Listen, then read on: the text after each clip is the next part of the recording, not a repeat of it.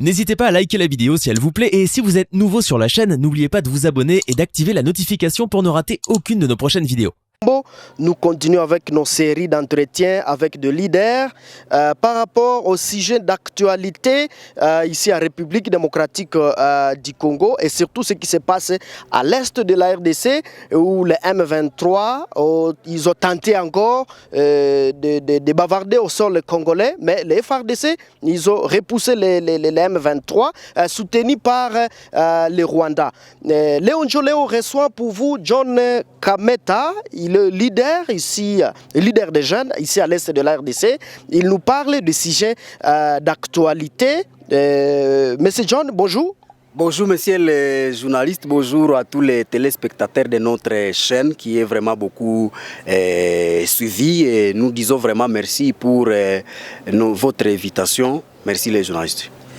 Présentez-vous à bref, qui êtes-vous? Je suis John Kameta, je suis membre du Parlement des jeunes à Ville de Butembo. Je suis aussi président de la société civile à commune de Boulenguera, Force Vive, messieurs les journalistes. Vraiment une bonne manière lorsque le chef de l'État engage déjà la voie de la purification de notre armée. C'est quelque chose qui va vraiment soulager la population congolaise parce que vous le savez, à principe militaire, quand on engage une guerre, on a souvent dit que les militaires sont comme des poissons et la population est considérée comme l'eau et qu'on ne peut pas prétendre gagner la guerre si on n'a pas d'abord gagné la confiance de la population. C'est pourquoi lorsque le chef de l'État entrevoit ce genre de mesures, cette façon de faire, ça permettra déjà à la population d'abord d'avoir une très grande confiance à notre armée.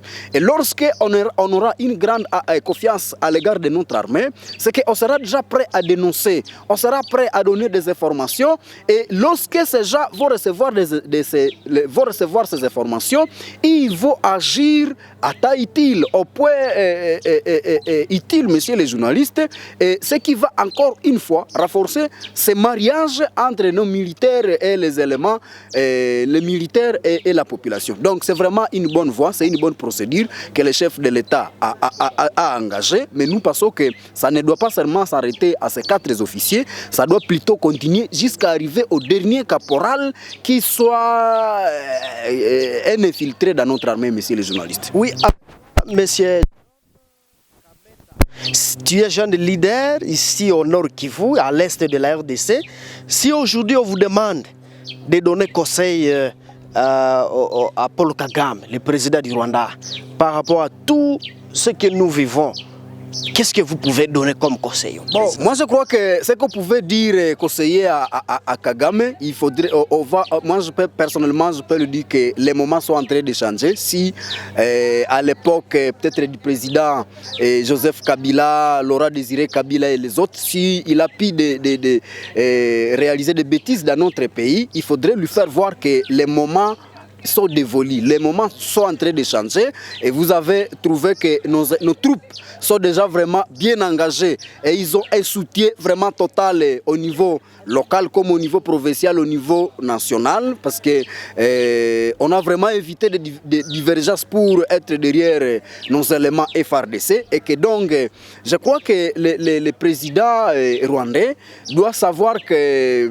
la guerre qu'il est en train d'engager, ce n'est pas le bon moment. Ce que moi je peux lui donner comme conseil, c'est de lui demander de retirer d'abord ces éléments pour que le pire ne puisse pas arriver. Parce que vous avez suivi par exemple, les Congolais sont prêts à traverser même la frontière pour aller envahir le Rwanda. Et si cela peut arriver, ça sera vraiment même un danger pour lui Kagame, ça sera aussi un danger pour même son armée. Parce que lorsque la population peut arriver à se soulever comme un seul homme, surtout avec sa petite étendue qu'a le Rwanda aujourd'hui, ce n'est même pas une étendue de la province du Nord Kivu. Et vous imaginez si tous les Congolais du Nord Kivu peuvent être soudés contre ces Rwandais, dans ce pays même, vous allez trouver que les conséquences seront vraiment très dramatiques. C'est pourquoi moi je crois que le chef de l'État rwandais doit d'abord user des autres voies. S'il a besoin peut-être d'avoir ou de tirer profit des économies congolaises, il y a déjà une législation qui permet même à un étranger de vaquer à des activités même dans un autre pays. Parce que lorsqu'il y a déjà une tension, par exemple, même les Rwandais qui est vrai à République démocratique du Congo seront en insécurité. Même les Rwandais qui étaient à République démocratique, qui est vrai, qui avaient des activités à République démocratique du Congo, s'ils sont chassés à République démocratique du Congo, ils seront aussi des chômeurs dans leur pays et ils ne sauront pas gérer parce que ce pays, par rapport à la dimension, c'est vraiment comparable, je ne sais pas, à un territoire de Lubero, à une province du Nord Kivu. Donc le chef de l'État a intérêt d'abord de nouer de bonnes relations avec la République démocratique du Congo. Ça c'est aussi un conseil que moi je peux lui donner parce que la République démocratique du Congo n'a pas de problème avec la Tanzanie, n'a pas de problème avec le Kenya, n'a pas de problème avec je ne sais pas tel ou tel autre pays limitrophe. Et les gens de ces pays travaillent bien dans notre République, il n'y a pas de problème. Au même moment, les Congolais aussi travaillent dans ces pays-là voisins sans aucun problème. Mais pourquoi la tension entre la République démocratique du Congo et le Rwanda? Je crois que Kagame a vraiment intérêt de nouer de bonnes relations, surtout que le chef de l'État congolais a montré une bonne foi, parce qu'à un moment, il a même appelé son frère, il lui a même accordé des avantages. Vous avez trouvé la raffinerie, je ne sais pas, des minerais congolaises qui a été placée au Rwanda. Économiquement, c'est lui qui profite, mais vous voyez par exemple son avion qui survolait les airs congolais, c'était des avantages économiques attribués au Rwanda. Mais lorsque le chef de l'État est en train de prendre des mesures contre même les Rwandais, contre les activités rwandaises à République démocratique du Congo, les Rwandais aussi quelque part un perdant dans ces combats, messieurs les journalistes. Oui.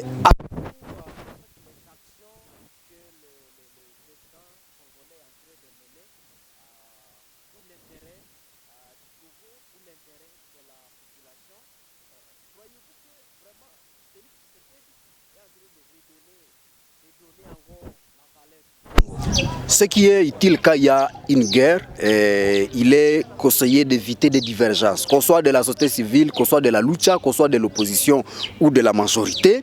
Lorsqu'on est agressé par un ennemi, ce qui est important, lorsque par exemple les serpents entrent dans la maison, l'essentiel c'est d'abord chasser les serpents de la maison, l'essentiel c'est d'abord commencer à tuer les serpents avant de parler divergence. Donc ce qui est capital aujourd'hui, nous, peuple congolais, c'est d'abord nous riguer comme un seul homme, mais aussi soutenir nos institutions de la République pour que ces institutions puissent trouver vraiment une force. Donc, c'est ce que moi, je peux dire que le chef de l'État est en train de prendre des mesures pour pouvoir encore une fois redorer l'image des citoyens congolais sur la scène internationale. Mais nous demandons aussi au chef de l'État que quand on va négocier, il ne faut pas tout accepter. Il faut aussi montrer sa façon de faire. Il faut aussi montrer qu'on est fort. Parce que quand on accepte tout ce qu'on avance comme demande, on risque d'y sortir comme perdant, messieurs les journalistes. Pourquoi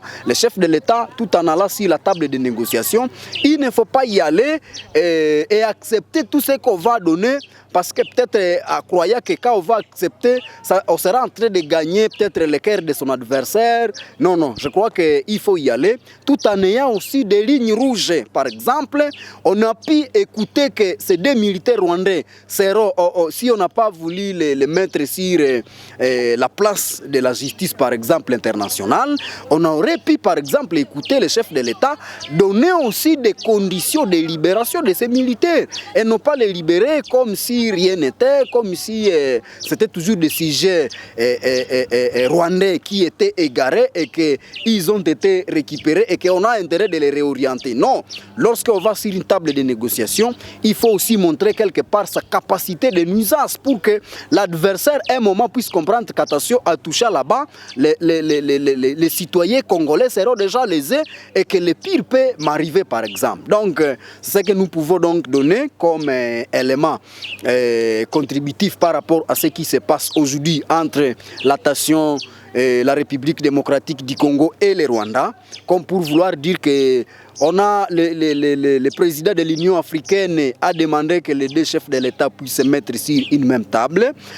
Nous pensons que ce qui est très capital de tout ça, c'est qu'il faudrait que les négociations qui vont sortir de là, que la RDC ne puisse pas être perdant, que les deux chefs de l'État puissent se retrouver cœur ouvert dans leurs négociations, mais aussi au même moment, il ne faudrait pas que ce genre de guerre puisse encore une fois se répéter, parce que ça étonne plus d'une personne lorsque on a enterré l'M23, l'M23 a été dissous, l'M23 a été enterré, mais après 10 ans, on trouve l'M23 être ressuscité. Mais aussi, il y a quand même un élément qui a fait écho dans ma conscience. Lorsque la République démocratique du Congo a adhéré à la communauté des pays de l'Est de l'Afrique, on a demandé au chef de l'État de négocier avec les groupes armés œuvrant à la République démocratique du Congo. Mais sur la table de négociation, on a trouvé déjà la M23 qui a activé la guerre alors qu'ils étaient sur une table de négociation. Et lorsque le chef de l'État ou l'envoyé du chef de l'État a décidé de chasser les représentants ou les délégués du M23, c'est à partir de ce moment que vous avez trouvé les échauffourées augmenter du côté de ce M23. On se pose la question, qu'est-ce qui est derrière ça? Est-ce que le fait que la RDC a adhéré, c'est ce qui a été à la base de cette guerre? Mais nous pensons que si le chef de l'État a intégré plutôt la communauté des pays de l'Est, il faut que ses homologues puissent l'accueillir sans faire une politique derrière les nouveaux venus, comme un nouveau étudiant qui arrive peut-être à l'IAC. Les anciens ont tendance peut-être de l'accueillir et de lui soumettre à des exercices pouvant lui montrer qu'attention, il est entré dans une cour de grands messieurs les journalistes. Oui, avec vous, monsieur John Kameta, nous sommes vers la fin de notre entretien. Avez-vous un message en particulier adressé à nos téléspectateurs, à nos internautes de Léo, comme ils suivent de partout dans le monde, dans les 4 régions du monde? Un message que je peux adresser, c'est d'abord un message que je vais adresser à la jeunesse de la République démocratique du Congo, particulièrement à celle de l'Est.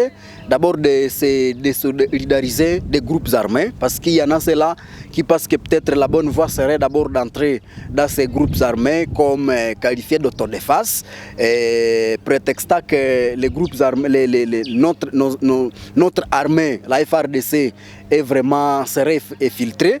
Je crois que la bonne manière aussi de purifier notre armée, c'est d'entrer dans cette armée, parce qu'on ne peut pas analyser les messages de Kiré si on n'a pas participé à la célébration de la messe. Donc l'essentiel serait d'abord d'intégrer nos forces armées pour comprendre exactement ce qui s'y passe et que pour que nous soyons, parce que lorsque nous pouvons envahir notre armée, nous attaquer Congolais de père et de mère, nous aurons peut-être des promotions là-bas et nous allons montrer notre loyauté dans cette armée, comme a fait Mamadou Ndala Mustafa, comme a fait Baouma, comme ceux qui sont en train de faire la guerre au niveau de Rutshuru et de Nyiragongo. Mais au même moment, nous demanderons à notre force armée, lorsqu'il y a une moindre agression par exemple, de mener une guerre professionnelle pour que quiconque qui tentera de faire du n'importe quoi sur le sol congolais, qu'il trouve que notre armée, elle est vraiment engagée, elle est vraiment patriotique et qu'elle est prête à engager même les faits contre n'importe quel agresseur. Donc c'est ce que nous pouvons donner, mais un message que nous pouvons lancer aux citoyens congolais, c'est de soutenir notre armée. Nous n'avons qu'une seule armée qui est la FARDC, nous n'avons pas une autre. Et je l'ai dit et je le répète, nous n'avons qu'un seul patrimoine qui est la République démocratique du Congo. Ce n'est pas par hasard que nous sommes nés congolais, sont les aïeux qui nous ont laissé ces pays. C'est pourquoi nous devons nous engager derrière les forces armées qui se battent pour que ces forces armées comprennent exactement que les Congolais sont vraiment engagés à les soutenir à taille à contre-tas, messieurs les journalistes. Monsieur John Kameta, vous êtes leader, président de plusieurs associations de jeunes ici à Ville de Butembo, donc à l'est de la RDC. Léo Njoleo vous dit merci d'avoir accepté l'invitation. C'est à moi de dire merci, messieurs les journalistes, d'avoir passé à notre modeste personne. À la présentation de cette émission, je suis Mwana Mpenzi Manzeke, le comte de Léo Njoleo. Merci de nous avoir suivis. Abonnez-vous massivement sur la chaîne Léon Djoléo pour ne pas rater de nos prochaines vidéos. Au revoir. N'hésitez pas à liker la vidéo si elle vous plaît et si vous êtes nouveau sur la chaîne, n'oubliez pas de vous abonner et d'activer la notification pour ne rater aucune de nos prochaines vidéos.